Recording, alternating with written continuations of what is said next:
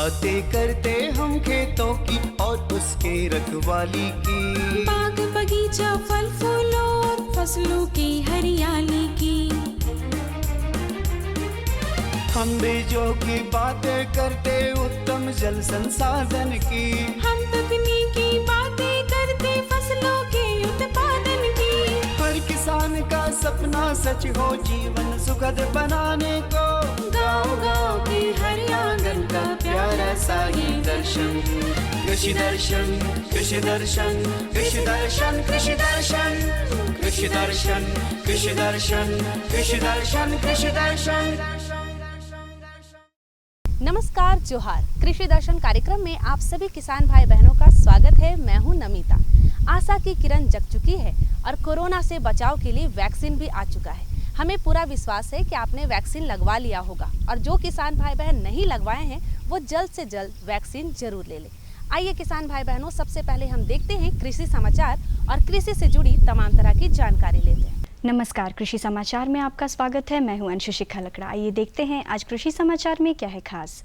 गढ़वा में महाझींगा मछली पालन और मछली सह बतख पालन के लिए ले सकते हैं अनुदान। धान के न्यूनतम समर्थन मूल्य में की गई है 72 रुपये की बढ़ोतरी। तिल के बेहतर उत्पादन के लिए लगाएं उन्नत प्रभेद कांके सफेद। अब समाचार विस्तार से।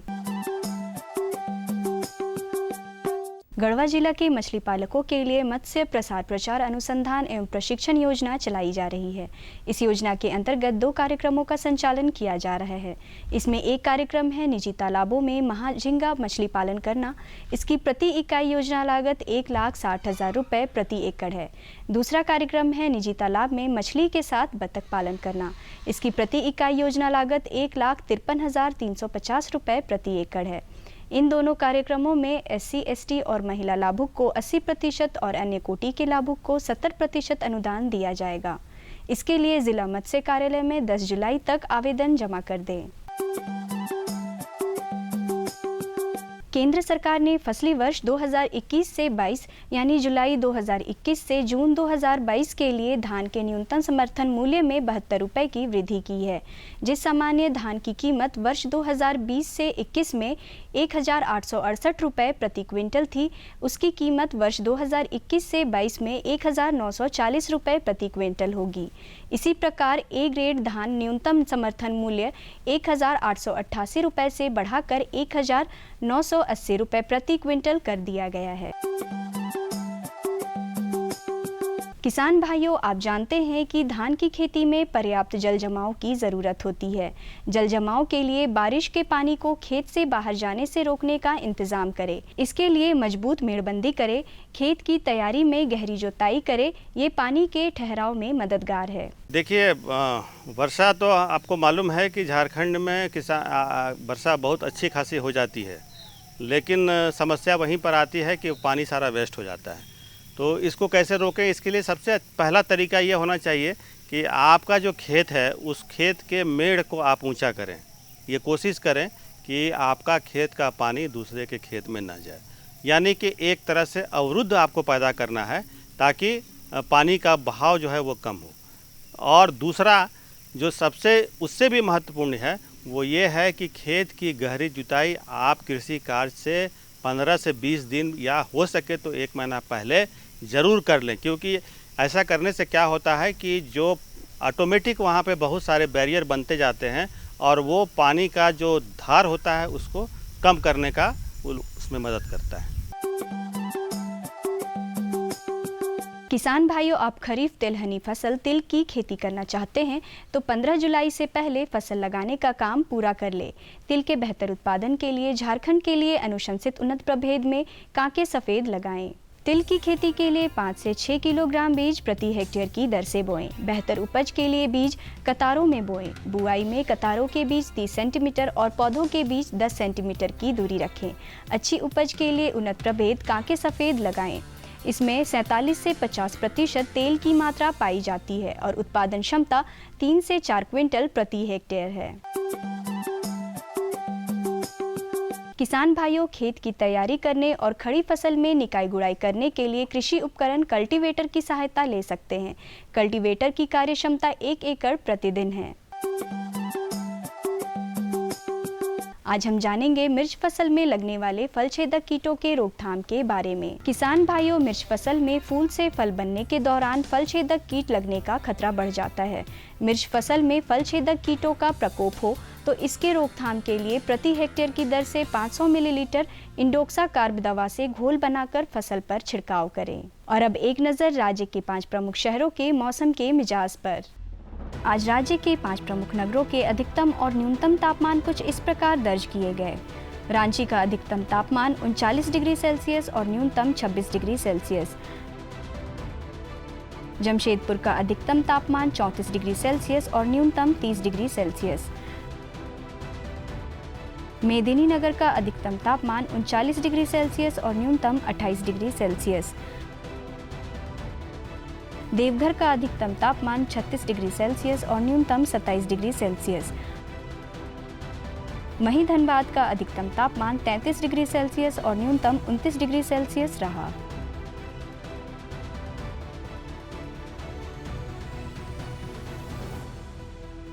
कृषि समाचार में आज इतना ही। अगले दिन अगले अंक में फिर मुलाकात होगी कुछ ताज़ा तरीन खबरों के साथ। तब तक के लिए दीजिए इजाज़त। नमस्कार, जोहार। बरसात का मौसम आ गया है और इस मौसम में हमें अपने पशुओं का रखना पड़ता है खास ध्यान। तो आइए आज हम बातें करेंगे कि बरसात के मौसम में पशुओं को कौन कौन सी बीमारी हो सकती है और अगर हमारे पशुओं में इन बीमारी के लक्षण दिख रहे हैं तो इसके लिए हम क्या उपाय अपनाएंगे। किसान भाइयों, आज हम बात करेंगे बरसात के मौसम में पशुओं में होने वाली बीमारी एवं उसके बचाव के बारे में।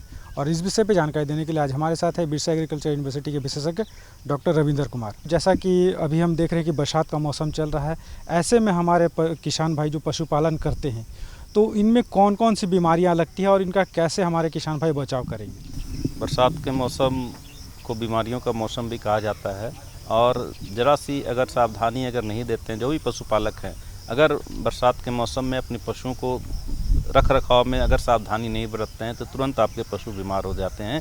खास करके छोटे बच्चे, जैसे बकरियों के बच्चे हैं या गाय के बच्चे हैं या सूकर के बच्चे हैं, उसमें बीमारियां होने की संभावना अधिक होती है। तो इसमें अगर रख रखाव की बात करते हैं कि बरसात के मौसम में, तो 2-3 चीज़ बहुत महत्वपूर्ण है, उसको ध्यान देने की बात है।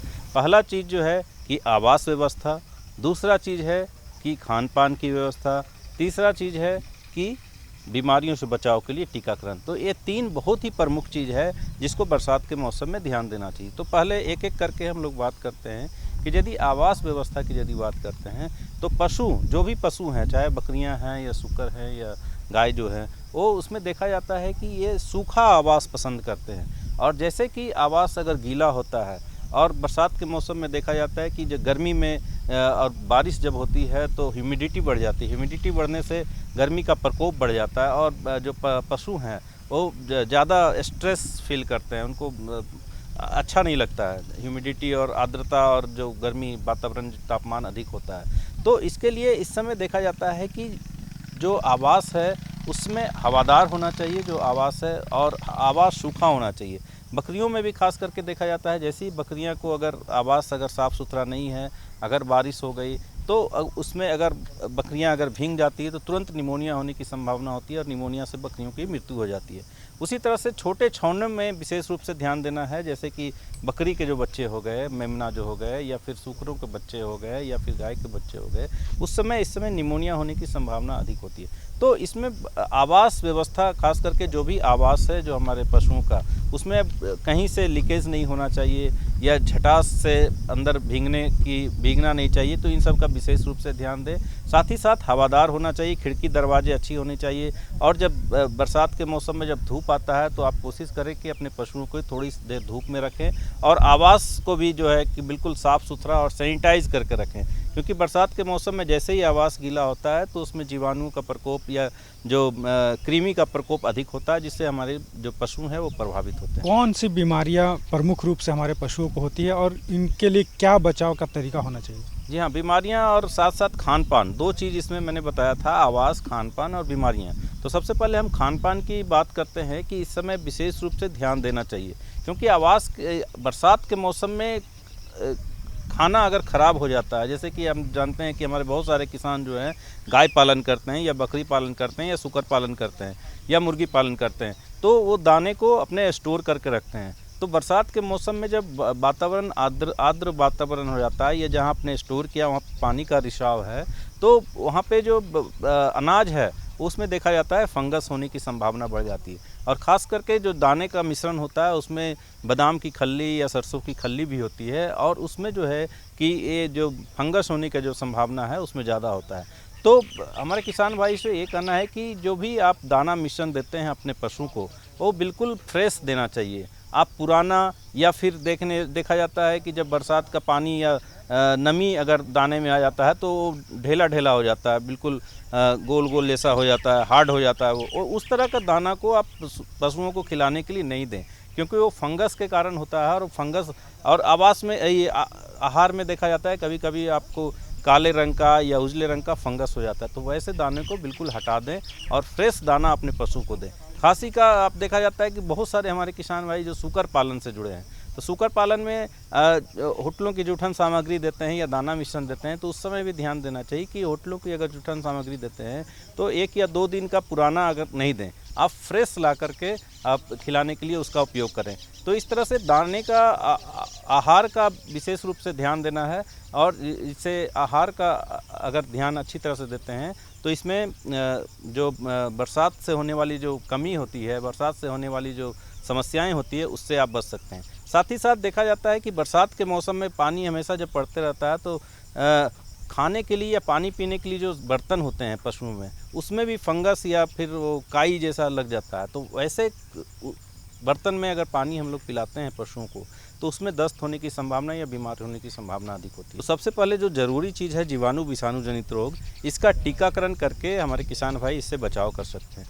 तो जीवाणु विषाणु जनित रोग जैसे कि होता है, जैसे गाय की बात करते हैं, तो इस समय बरसात के मौसम में HS, BQ और FMD, ये 3 बीमारियां होने की संभावना बहुत होती है। HS जो गला घोंटू कहते हैं, FMD खुरहा कहते हैं, और BQ लंगड़ी बुखार कहते हैं। बरसात के मौसम में HS की संभावना बहुत अधिक होती है। HS बकरियों में भी हो सकता है। इसमें जानवरों को सांस लेने में परेशानी होती है और घड़घड़ाहट की आवाज़ आती है, और सही समय पर इलाज नहीं करने से पशु मर जाते हैं। तो HS, BQ, FMD गाय में इसका टीकाकरण अवश्य करा कर रखें। अगर आपने अभी भी नहीं कराया तो इस तीनों टीका, एक ही टीका से भी तीनों जो बीमारी है उसका टीकाकरण हो सकता है। उसके साथ ही साथ बकरियां की यदि बात करते हैं तो बकरियों में PPR और इंटेरोटॉक्सीमिया, ये 2 जो बीमारी है इसका आप अवश्य टीकाकरण, इंटेरोटॉक्सीमिया और PPR तो हमारे किसान भाई जानते होंगे कि PPR बीमारी जो होती है उसमें दस्त होता है, बुखार होता है, और बकरियां अचानक मरती है, तेज़ी से ये बीमारी फैलता भी है। उसके साथ इंटेरोटॉक्सीमिया बीमारी जो होती है, देखा जाता है कि जब बकरियां चरने के लिए जाती है, स्वस्थ बकरियां जब घास ज़्यादा खा लेती है, नए घास ज़्यादा आते हैं, तो उस समय बीमारियां होने की संभावना अधिक होती है। तो इसका आप टीकाकरण करें। उसी तरह से सूकरों में स्वाइन फीवर और FMD, ये 2 बीमारी का टीकाकरण करें। तो इस तरह से टीकाकरण करके इसका बचाव कर सकते हैं। साथ ही साथ बरसात के मौसम में दस्त का जो समस्या होता है, तो उसके लिए डॉक्टर की सलाह लेकर के एंटीबायोटिक या दस्त रोधक दवा दे करके इसका बचाव कर सकते हैं। डॉक्टर साहब, आप हमारे इस कार्यक्रम में इतनी सी जानकारी दी, इसके लिए आपका बहुत बहुत धन्यवाद। और अब हम बातें करेंगे श्री विधि से धान की खेती। तो सबसे पहले हमें ये जानना है कि श्री विधि क्या है और इसके अंतर्गत धान की खेती के दौरान कौन कौन से कार्य करने पड़ते हैं। तो आइए इसके बारे में विस्तार से जानते हैं। जोहार, नमस्कार। कृषि दर्शन के इस अंक में आप सभी किसान भाई बहनों का बहुत बहुत स्वागत है। आज हमारे साथ है डॉक्टर परवेज़ आलम, जिनसे हम बात करेंगे श्री विधि तकनीक के बारे में कि श्री विधि तकनीक से धान की बुआई कैसे करें। तो डॉक्टर साहब, सबसे पहले आप हमारे किसान भाइयों को बताइए कि आखिर ये SRI विधि है क्या? SRI विधि, या इसको हिंदी में श्री विधि भी बोलते हैं, ये धान उत्पादन की ऐसी तकनीक है जिसमें बहुत कम लागत में और बहुत ज़्यादा पैदावार किसान भाई ले सकते हैं, है ना।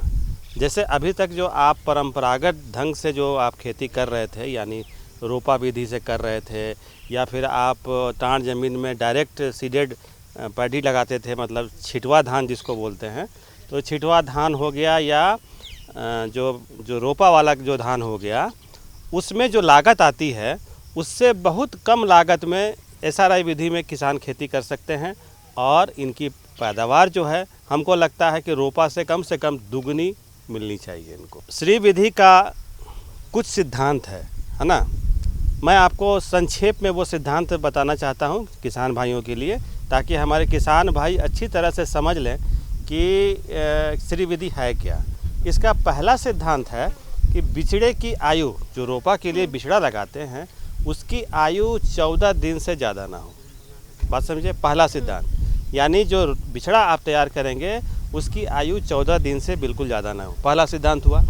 दूसरा सिद्धांत ये है कि इसमें खेत में पानी जमने नहीं देते हैं। रोपा में क्या करते थे, रोपा में खेत में पानी जमा करके कादा करके तब उसमें रोपते थे हम लोग, लेकिन इसमें वैसा नहीं करते हैं। इसमें हम लोग खेत में पानी जमने नहीं देते हैं और खेत को हर 15 दिन के अंतराल के बाद सुखाते हैं, मतलब छोड़ देते हैं सूखने के लिए, और फिर जब पूरी तरह से पानी सूख जाता है तब उसमें फिर पानी की व्यवस्था करते हैं ताकि फिर से गीला हो जाए।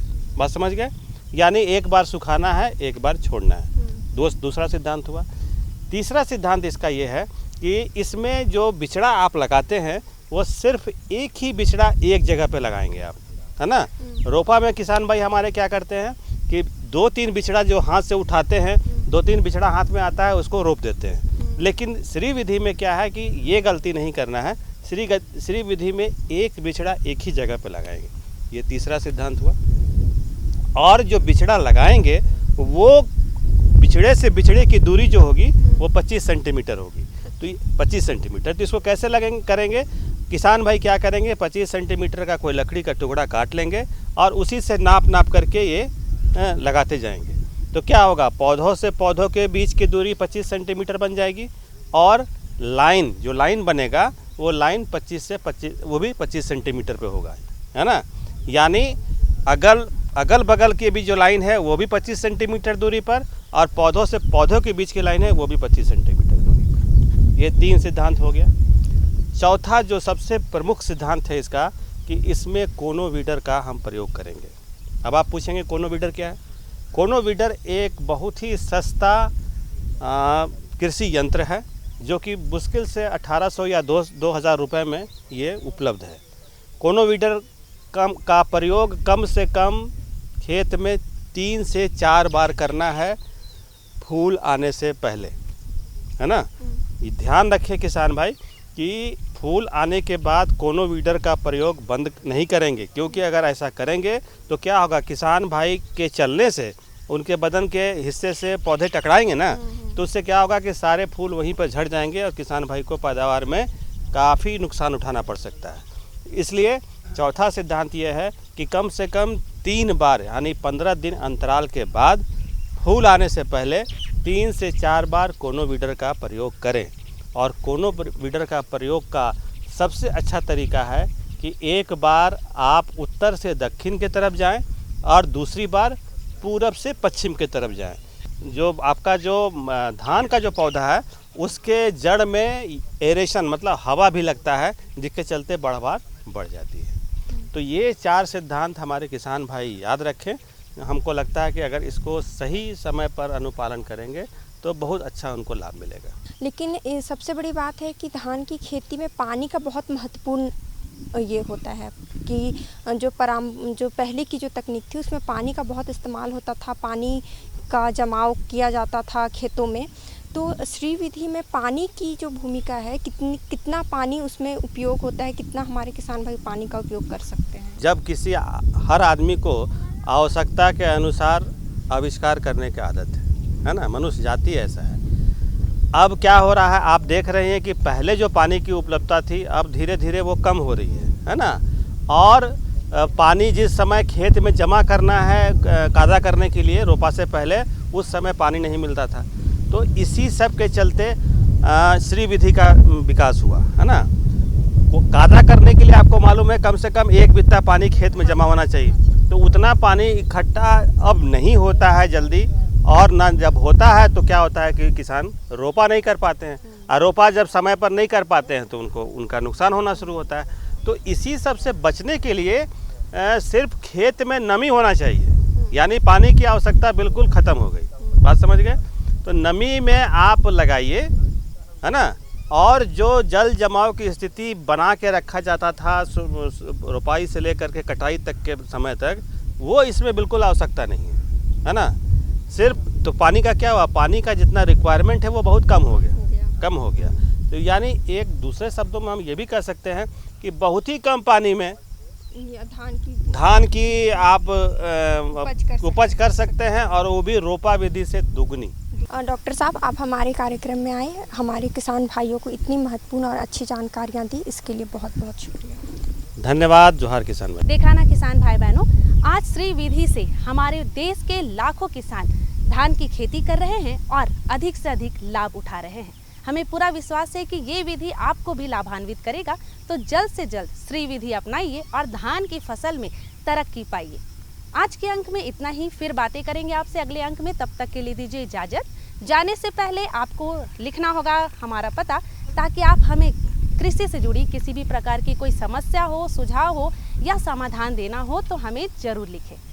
हमारा पता है कार्यक्रम कृषि दर्शन, कृषि प्रकोष्ठ द्वारा केंद्र निर्देशक, दूरदर्शन केंद्र, नातो रोड, रांची, पिन संख्या 834001। अब आप मुझे और हमारी कृषि दर्शन टीम को विदा दीजिए। तब तक के लिए नमस्कार, जोहार।